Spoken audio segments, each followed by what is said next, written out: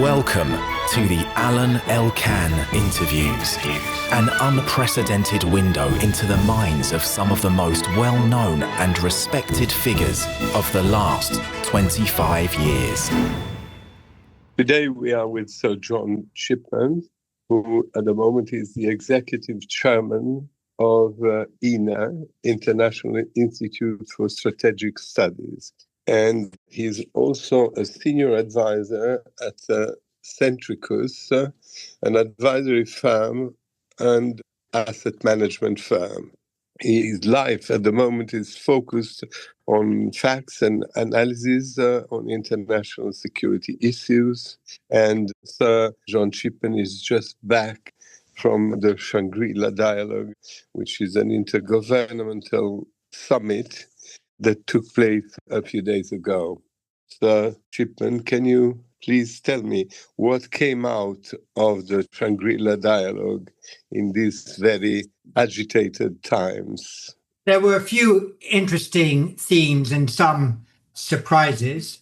First, many people thought the US Secretary of Defense, Pete Hegseth, would come to the Indo-Pacific and focus uniquely on the Chinese threat and issue a bellicose speech. In fact, his remarks were very close to the traditional mainstream of both the US Democrat and Republican Party when their secretaries of defense have deployed overseas.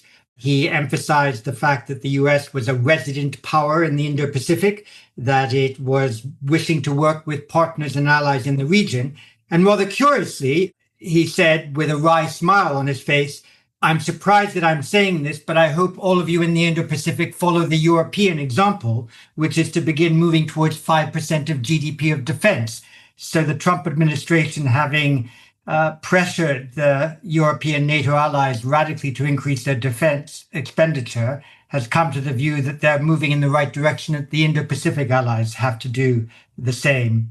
Another surprise was that the Chinese did not come at defense minister level. They have since 2019. And I think the consensus is that they were not certain how to comport themselves with an unknown US presence, and so deployed a very low-level delegation. And the third surprise, in a way, was the great interest of European countries in the Indo-Pacific, despite the war that is now occupying most people's minds in Europe. President Macron gave the keynote address and appealed to the Indo-Pacific by saying, just as in Europe we need to develop strategic autonomy, so does the Indo-Pacific. So those were the main interesting strands in the event. Clearly, it displayed all the uncertainties that today's geopolitical world offers. But all these geopolitical issues, from Gaza to Ukraine, from Iran to Africa, from what happens with China and all that, are they all somehow linked? There has been an outburst of geopolitical crises, and I think it is a natural consequence of there no longer being a single country in the world that either wishes to or is able to act as a kind of global policeman. So other states are beginning to gain their own strategic personality. There's a lot of hedging going on among states, not wanting to be dependent on any single great power friend. Medium powers are therefore gaining a lot more room for maneuver. And clearly what happened in Europe was probably a consequence of the Russian administration in Moscow judging that the United States had a declining will to support Europe following its rather hasty and not well-planned withdrawal from Afghanistan, and he took his chances. In the Middle East, Hamas was seeing that the Israelis were beginning to gain more diplomatic recognition, literally and figuratively, in the region with the Abraham Accords, and there were rumors that a Saudi-Israeli one would start, and therefore they decided to move rather dramatically on the 7th of October. And as Prime Minister Kishida of Japan said 2 years ago at the IISS Shangri-La dialogue, Ukraine today could be Asia tomorrow. And he warned that unless Asian countries built up their capacities for deterrence, there might be a good deal of instability there. Meanwhile, no one's paying much attention to Africa. And the Trump administration wants to replace the Monroe Doctrine with a Trump Doctrine and create a sort of sphere of influence across all the Americans. So the Rubik's Cube of geopolitics is moving and none of the colors are happily aligning. But do you perceive that, I mean, you were talking before about 5% budget going to let's say, to the army now in Europe, but you perceive Europe as a possible unity. China is China, Russia is Russia, US are US, Europe is not Europe. It is somehow, but it's not perceived as a unity because each country, President Macron is doing something, Prime Minister Summer is doing another thing, Giorgia Meloni is doing something else. I mean, each European country, even if they are on the European umbrella, they're still acting independently. What's going to happen, on your view, between the United States, Russia, China, and the European countries? I think I would distinguish between Europe's economic personality and Europe's defense and security personality. For the latter, that personality is still expressed principally through NATO and the North Atlantic Treaty Organization. And of course, there couldn't be an adequate defense of Europe without important UK participation. And the UK is now outside of the European Union. And I think even the French accept that they need to operate within the North Atlantic Treaty Organization to develop the right deterrent strategy to deal with a resurgent Russia. And while President Macron a few years ago spoke of NATO being in a coma, NATO has been very much awoken by Russia's invasion of Ukraine. The peace dividend that has been cashed in since approximately 1991 is now going very much to be reversed. In Germany, the Social Democrat Party forget that in the time of Willy Brandt, who was an SDP chancellor, a winner of the Nobel Peace Prize, a champion of Ostpolitik, Germany was spending 3.1% of GDP on defense. And this is when Germany didn't have to do anything other than defend the inner German border with enormous American, British, French, and other NATO assistance. So really, if we move towards 3.5% of GDP in defense, we're only moving towards the norm of the Cold War at a time when the European theater is more unstable because Russia has conducted an invasion. Secondly, the United States seems less interested in throwing all of its strategic weight behind Europe. Third, there's no arms control arrangements that regulate the balance of power in Europe. And so that is why recently the debate in NATO has moved towards moving from the floor of 2% of GDP of defense to an eccentric combination to arrive at 5%, 3.5% of defense expenditure directly and 1.5% in infrastructure. And so I think Europe's strategic personality will be ushered in through NATO. For its economic policy, that is an area where indeed the European Union will still try to find some happy but uncomfortable middle ground between the United States and China. The effort to de-risk rather than decouple is still the European Union instinct, but there will be pressures even on that if, as a result of tariffs, the Chinese begin dumping a lot of goods in Europe. So even on the economic front, there'll be tensions within the European Union between those who want to engage much more with China and those who are reluctant to. President Trump, when he took office a few months ago, he said, that he would solve the Russia-Ukraine conflict very quickly. It doesn't seem so. In the same time, we have the impression that he has difficulty in accepting, Russian requests or desires to sit on a table of peace, because probably if he decides that Russia can take over a lot of territory because of this war, Chinese will say, okay, we're taking Taiwan. Yes, I think the general consensus amongst mainstream strategists is that President Trump personally looks at some of these crises as purely territorial questions, therefore real estate dilemmas, which can be discussed in those terms.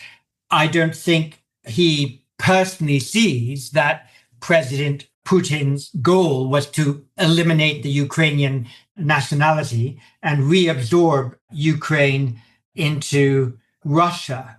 As an aside, I might mention that it's unfortunate that those countries who are part of the global south don't see Russia's invasion of Ukraine as being a revival of its imperial powers. Consider what the global south's reaction would have been if France one day said, well, Algeria was previously a department of France. In the Fourth Republic, there were Algerian politicians who sat in the National Assembly. We want to reabsorb Algeria into the Fifth Republic. There would be, of course, a strategic outcry. But in the global south, people don't see Russia as an imperial power. This same real estate attitude of mind goes to answering the question as to why he's had difficulty resolving the Gaza crisis, because, again, the instinct is rather about finding out how one could create an entirely new Gaza without answering the question of what sort of Palestinian administration might credibly be able to govern it as one moves towards a different outcome. So I think President Trump is impatient with these crises and in time will withdraw from the effort of mediating from them. I think he personally will not want to spend an enormous amount of time on negotiating something that could take a year or 2 years to gain fruit. As you said, he announced that he would fix these problems in a day. As one approaches 150 days of his presidency, he's not even close. And I don't think he wants to be associated with a failure. So he will withdraw by saying, in the Russia-Ukraine case, I did my best. Neither side really wants a ceasefire. Let them fight it out. And in the Middle East, he'll put pressure on the Arabs to take the lead in finding a new dispensation for Gaza, the West Bank, and the like. And like the Arabs, his attention might move towards other parts of the Middle East, not least Iran, where he is again trying to negotiate a grand bargain with Iran, whereby they both give up their nuclear aspirations and their regional proxy activity. That too will be a frustrating negotiation. It's sometimes said in the world of strategy that Iran has never won a war, but never lost a negotiation. And that might be something that also frustrates President Trump. Going back to Gaza, what is strange is that in the media, we would say that Hamas is capable of gaining an enormous consent, right, by showing images of destructions of the city, children, families, and all that. You know, they are all starving and they are in terrible conditions. But in the other side, there's not as much talk about what happens in Ukraine and Russia, you know, where they also kill children, families, buildings, and all so on and so forth. Why? Do you think that the Israelis are weak in their communication? Do you think that Israel is going through a big political problem, that most people do not want Netanyahu, but in the same time, as there is a war, they cannot get rid of him? I mean, how does it work? So just a brief comment on Russia-Ukraine. It is extraordinary that little attention is being paid to the 750,000 or more children that have been taken from Ukraine, mothers separated from their young ones, and the wholesale destruction of Ukrainian culture. There's a kind of cultural genocide that is taking place in Ukraine that has also not inspired too much comment. On Israel, I think one of the problems is that the Israeli war cabinet focused on several battlefronts: the Gaza one, southern Lebanon, West Bank, Syria, Iraq, Iran, but didn't concentrate on the international front, which is finally the front which is most necessary for the Israeli state to prosper. And international public opinion has turned very much against Israel. I think most people would qualify that by saying it's turned against the government of Bibi Netanyahu, not the Israeli state as such or the Israeli people as such.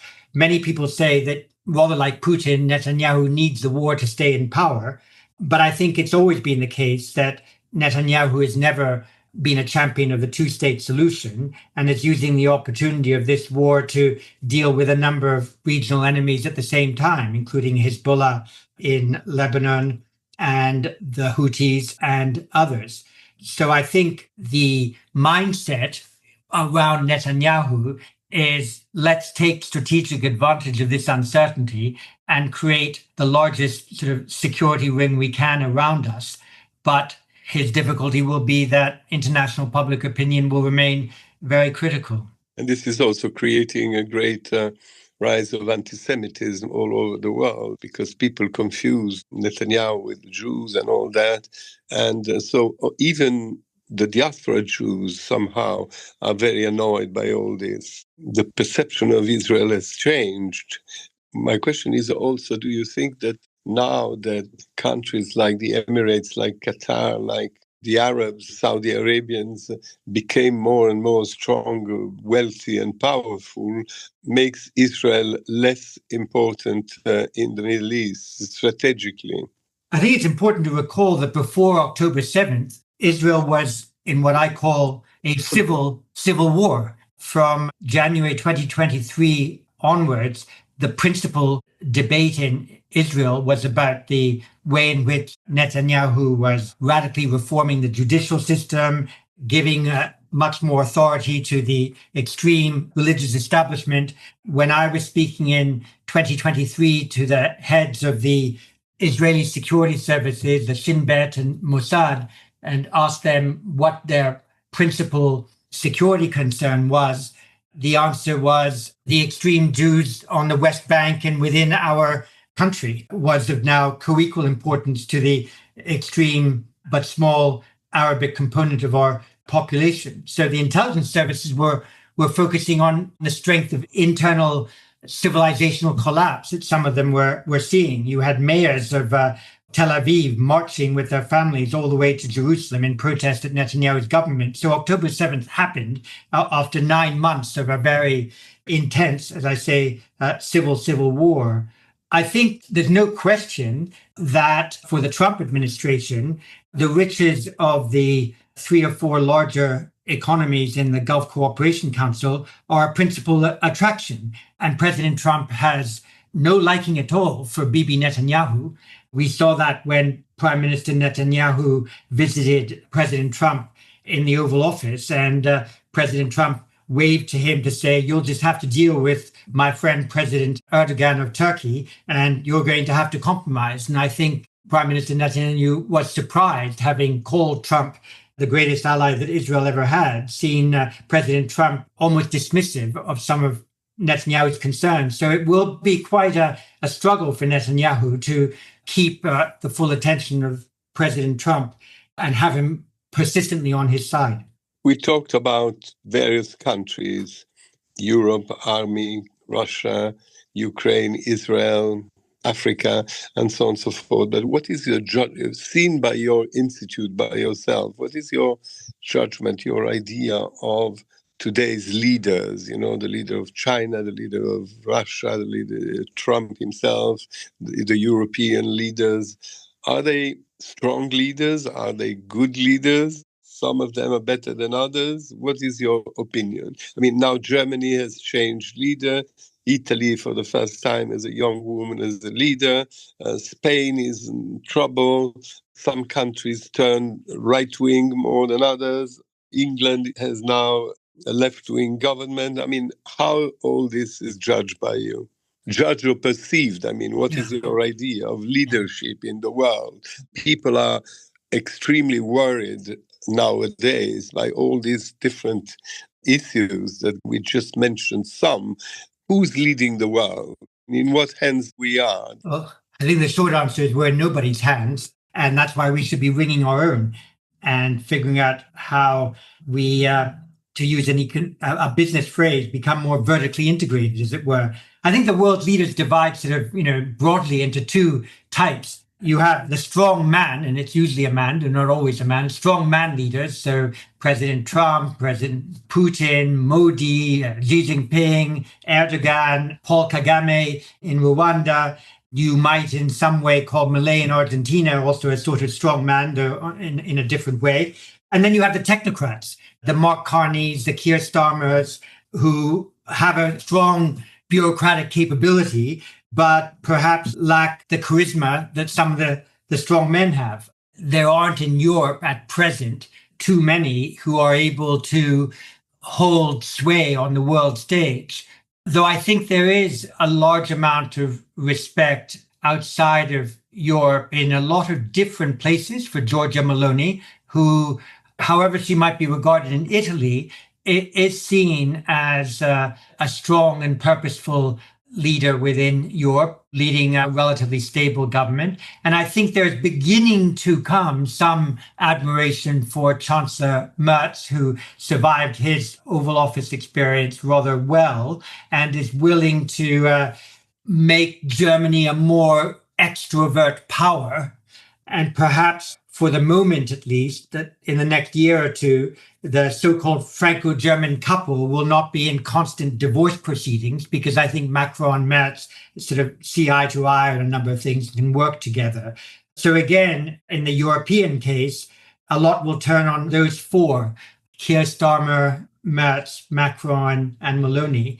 One would have hoped Poland would be included in that, but I'm not quite certain how the results of the recent election will play in Poland's European and NATO politics. And what about the situation of Russia? What is Putin doing? I mean, Putin is very much dependent on China, if I'm not wrong. Trump is trying to take him a little bit away from the Chinese influence in all these conflicts. So what is your view on that? Because after all, these are the two big powers, not China and United States, and somehow Russia in the middle.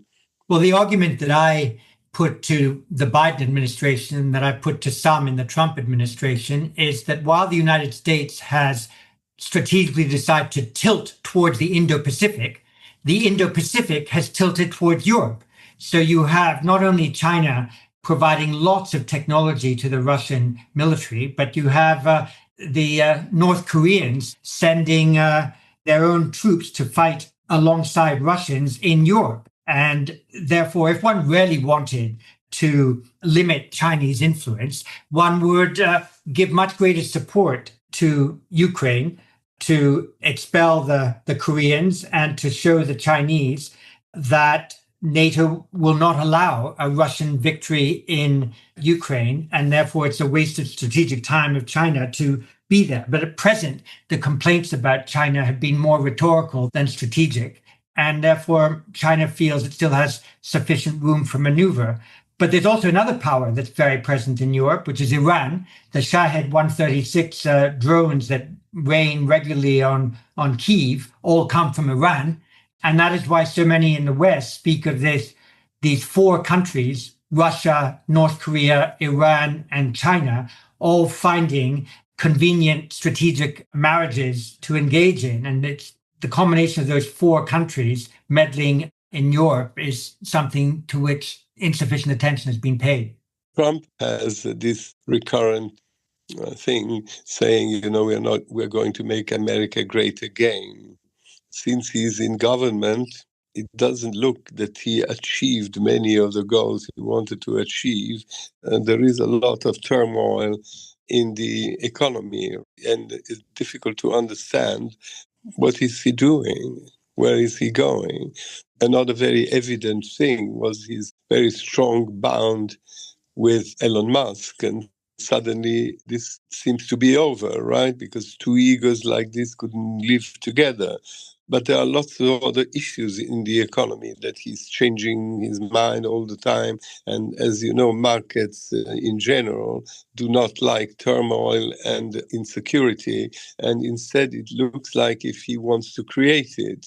Now, normally in his first run, he was constantly saying that because of him, the stock market was going very well and so on and so forth. Nowadays, it seems that it is the opposite. So how do you judge all this? You think that Trump is going to face a global failure of his politics, or as he says, it's a question of time, because to change things takes time, and therefore one has to be patient?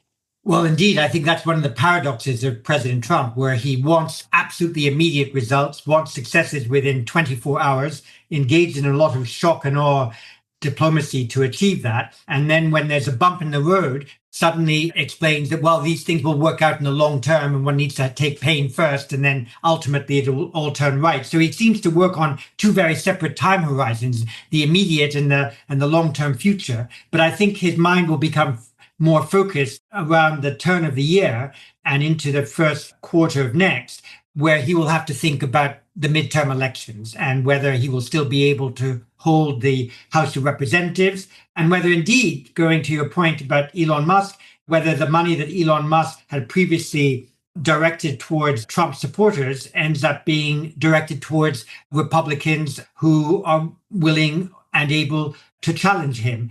So I think the jury is out till the spring of next year, and that is when we'll need to see if there's a righting of the US governance ship in order to ensure that Trump, in the second half of his second presidency, retains control of the legislature.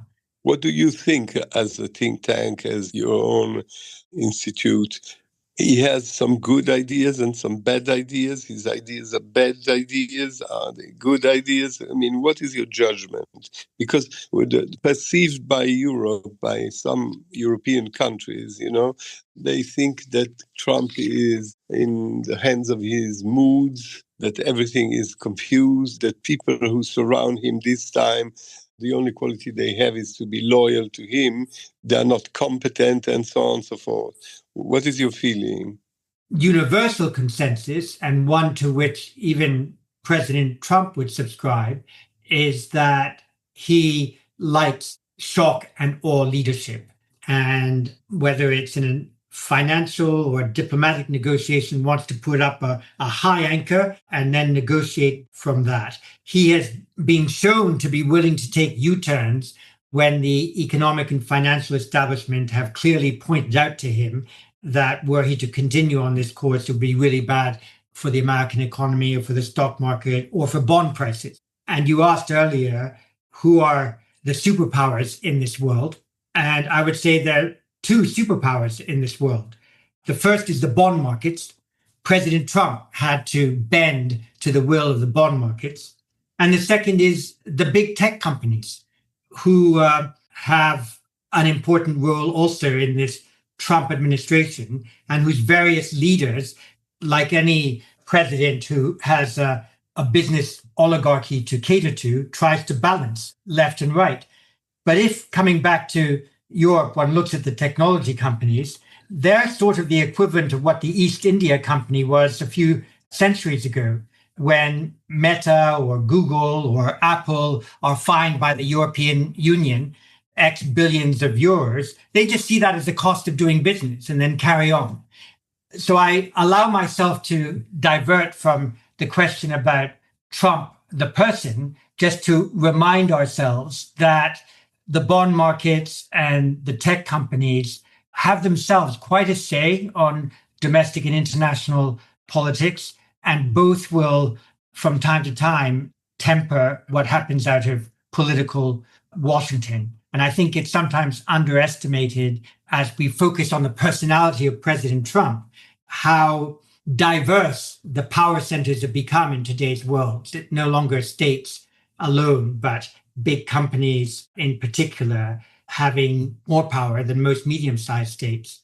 Putting aside for a moment many other problems, like the health problem in America, like the migrants, who are major national, international problems, the feeling is that the image of America, who should be stronger, is weaker, in the sense that seeing the dollar going down and the bond market becoming insecure, which were the two ultimate security for the world, makes the image of America vis-a-vis the rest of the world weaker. And I don't understand why a person like Trump, who is a man of image, he's a television star, he's an empathic personality, he has a great personality, right?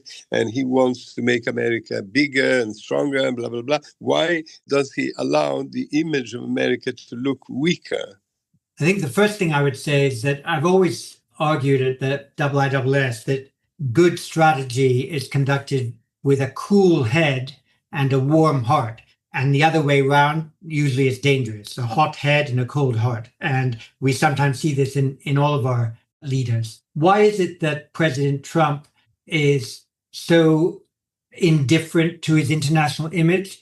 I think the answer is because he's only interested in his domestic image, and he doesn't value the international public opinion or what Europeans or others would think.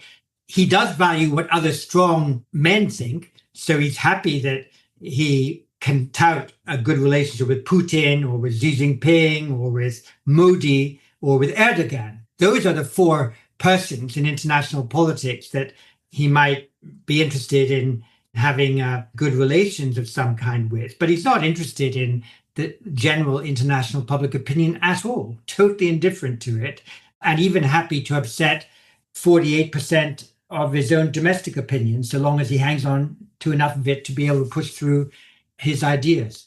Yeah, but I mean, if he weakens the image of the bond market, for instance, this is bad for the US too. I mean, it's not only bad for the Chinese or whatever. I mean, all that can be quite dangerous for the economy in general, isn't it?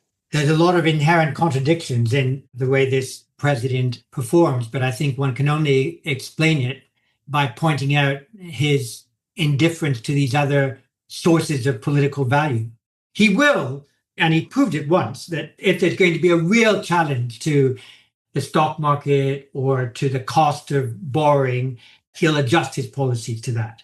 But he's not going to adjust his policies to general international public opinion, and least of all, that part of European public opinion who he sees as woke.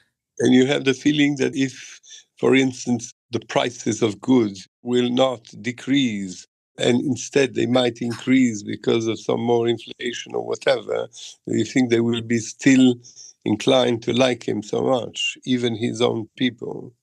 Just a little parenthesis, Sure. It's true that he's a strong man, but for the moment, at least, America is still a democracy vis-a-vis China or Russia, who don't look so much democracies, right? Of course. I think, though, that there are some constituencies that were previously his that he's beginning to lose. You know, obviously the farmers who sell soybean are very worried about the tariffs issue.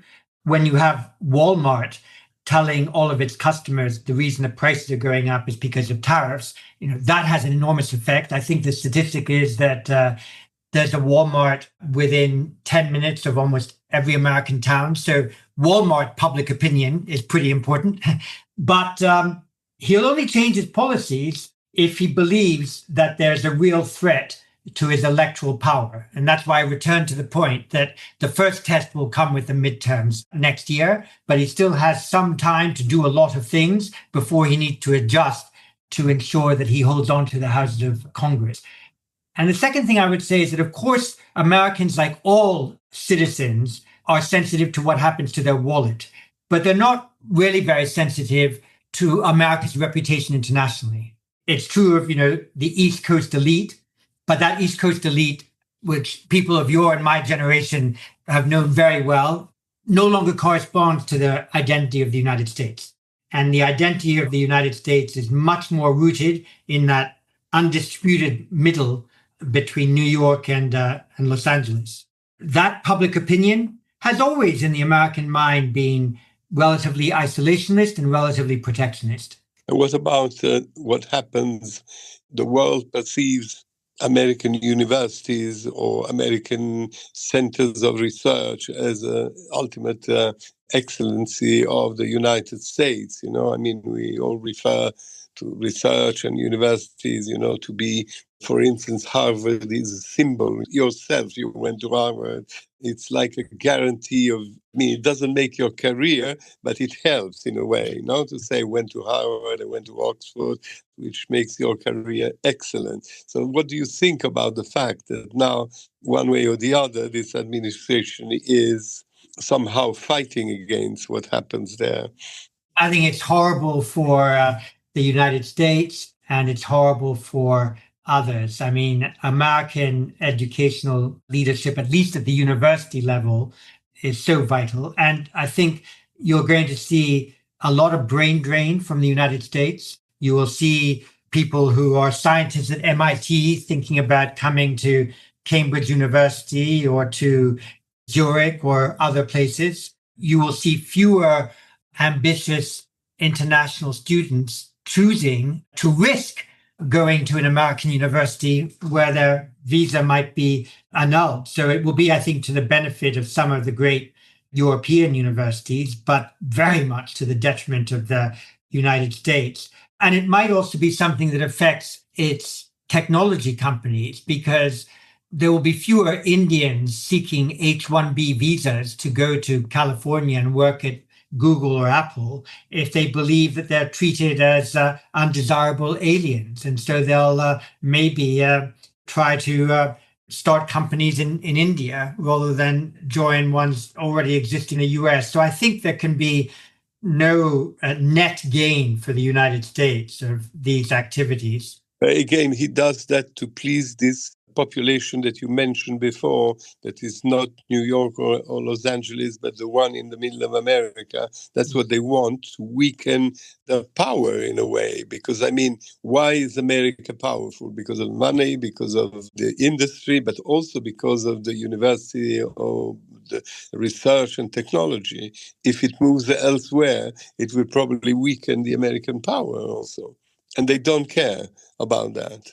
The reason why they don't weigh it heavily as you or I or others in Europe might is that Trump sees his presidency in part in these eccentric, civilizational terms. And it's a rebellion of what 20 years ago we would call the politically correct, and for the last 10 years we called woke. And he has a number of advisors around him who are real ideologues on this, who have probably pressed him harder than perhaps even he might have initially gone. And using the sort of pro-Palestinian protests in some of these campuses and the sort of uncertain attitude of mind of the presidents of these universities, whether it's Columbia or Harvard or University of Pennsylvania and the like, as an excuse for saying these are not well-governed places, and they have become political actors rather than academic establishments. So I think it's that view, the view that these liberal arts universities have become political organs who are naturally predisposed against his politics, that he's hitting them so hard as if they were a political opposition, not as if they were universities. So you are an active person in organizing these meetings of international leaders and in inter-governmental summits, and therefore you have contact with many of these issues that we were talking about. At the end of the day, do you think we live in a particularly dangerous moment or in a turning point moment of our history, or is just a period of turbulence? I think we are now in a very dangerous moment of history, because the sources of disruption, the sources of violence have become various. And in Europe in particular, we do have a Russian enemy.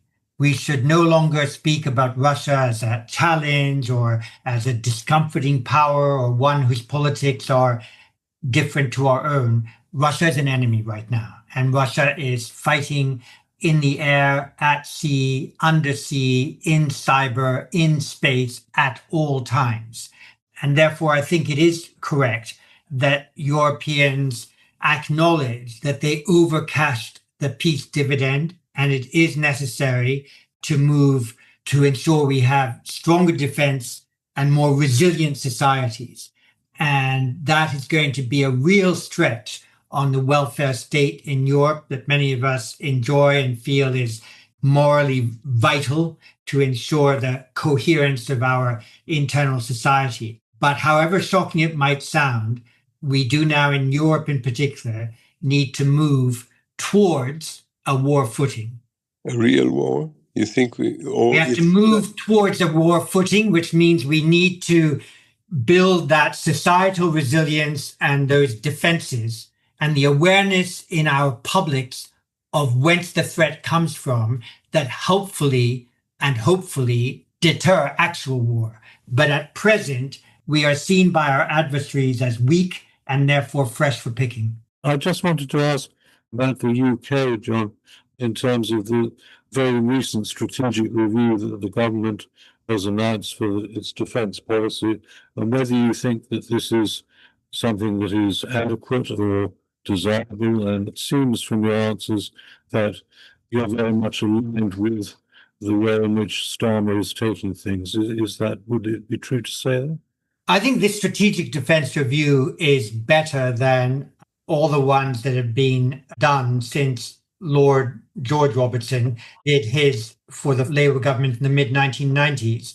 It, I think, assesses the threat correctly, and it makes a couple of important statements. The first, that we have to, in our defenses, look to new technologies if we are going to be able to increase our lethality and our ability to win on the battlefield. And secondly, we have dramatically to reform our procurement processes. The big platforms, tanks, ships, aircraft, take sometimes 10, 15, 20 years to procure. And here's a statistic that perhaps might intrigue. The Lockheed Martin F-35 stealth jet, which is at present thought to be the best in class, was procured in the middle of the 1990s. The processor in the Lockheed Martin jet is 800 times slower than is the processor in the NVIDIA commercially available chip.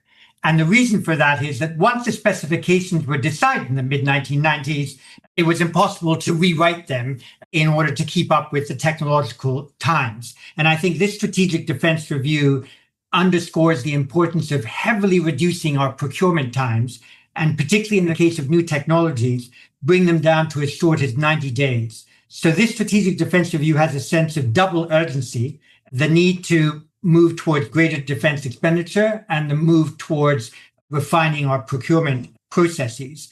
But it will still be constrained by the little fiscal headroom we run. And by the 22nd of June, the UK will already be challenged to move way beyond the 2.5 or 2.7% promised towards that 3.5 that will be set as a minimum on the 22nd of June. What do you think about the sort of re-emergence of strategic nuclear warfare and that sort of seeming to become something that is, there was a very vigorous article in The Guardian this morning against it, the way things are going in that direction? Yes, I mean, during the time of the International Institute for Strategic Studies, what we were very proud of is that we contributed a great deal to the thinking around nuclear arms control, how to account for nuclear weapons on both sides, how to balance asymmetric capabilities in a mutually agreed way to maintain a nuclear balance of power. Now, all those arms control agreements have been abandoned. No new ones are being forged. And meanwhile, precisely because of uncertainty of the US commitment, there's debate in many countries as to whether they themselves have to gain nuclear weapons. There's a debate in South Korea. There's a debate in Japan. We had the Singaporean foreign minister recently stating we might find ourselves with 5 nuclear powers in East Asia soon. And so this risk of nuclear proliferation is serious. And it's serious all the more so because some people will remember that Ukraine inherited nuclear weapons from the Soviet Union, gave up their nuclear weapons in return for a security guarantee. That security guarantee was not abided by. And even the most basic strategists would say, would Russia have invaded Ukraine if Ukraine still had nuclear weapons? The answer is probably not. And therefore, this idea that nuclear weapons can be the ultimate guarantor has resurfaced. And therefore, the risk of proliferation is again high. And certainly, if the Iranian nuclear agreement isn't arrived at, or if they retain a breakout capacity, then you have Egypt and you have Saudi Arabia also thinking about getting nuclear weapons. So the proliferation risk is very high right now. We're talking so much about war at the moment, right? I believe that when Starmer says we have to prepare to war, it doesn't mean he wants to go to war. But if we don't have the proper organization, the proper armies, then it's not good. But look what happened in the Second World War. It took a long time to Roosevelt to decide to come into the war. Democracies think about the people who vote, right? And people in general in democratic countries, and this is the case in Europe nowadays, they don't want war. Europeans used to have wars one against the other for centuries, but since the Second World War, the new generation doesn't even think about war, right? They don't imagine war. Instead, dictatorships or countries where you don't have the right to vote, or at least to vote against. They send people to war whenever they wish. With all the respect, obviously, that we have for the Catholic Church, for the new Pope, who seems to be a very special person, of great equilibrium, and so on and so forth, there is a big difference in Europe between, not a question of religion, it's a question of culture, between the Protestant countries and the Catholic countries. The Protestant countries, like, for instance, the UK, seem to be more pragmatic in a way, right? More prepared to these kind of ideas. Latin countries are more inclined, they don't like to talk about war. They will be more reticent in a way. There are definitely big differences in the national strategic cultures of a variety of European countries. Couldn't be more different between the UK and Spain, for example. Whether that's a result of the different religious traditions each has, or whether it's a result of the particular history each has enjoyed over the last, or not enjoyed over the last 100 years, I think is a separate question. But going back to the division of opinion in Europe, the center of geopolitical gravity in Europe has moved from Western Europe to Central and Eastern Europe. What used to be the countries who made the running were the Western European countries, UK, France, Germany, Italy, the Netherlands. The ones who are making the running now are the Czechs, the Poles, the three Baltic states, the Finns, the Swedes, and the Norwegians. And if you talk to the leaders in the Baltic states, many of whom are women, by the way, they believe that there's an existential threat to them now because they've only been 30 or 40 years independent and they worry about the new Russian Empire. So there is now a division of opinion within European political society between the slightly more relaxed and distant view of the Western Europeans and those who now find themselves on the front line. And within both NATO and the European Union, the arguments of those on the front line are going to be given more and more weight. And if you speak to a Finn who has to do reserve service all the way up until the age of 55, 57, there is in Finland a strong sense that you need to be resilient and willing to go to war to defend your country. Wholly different from the domestic view in Spain. But that will also be a feature of our debates over the next year or two. How much does the existential threat felt by the Eastern Europeans and the Baltics filter westwards into our Western European societies and our political cultures? Thank you very much for your time and for this interesting interview. Alain Elkann interviews.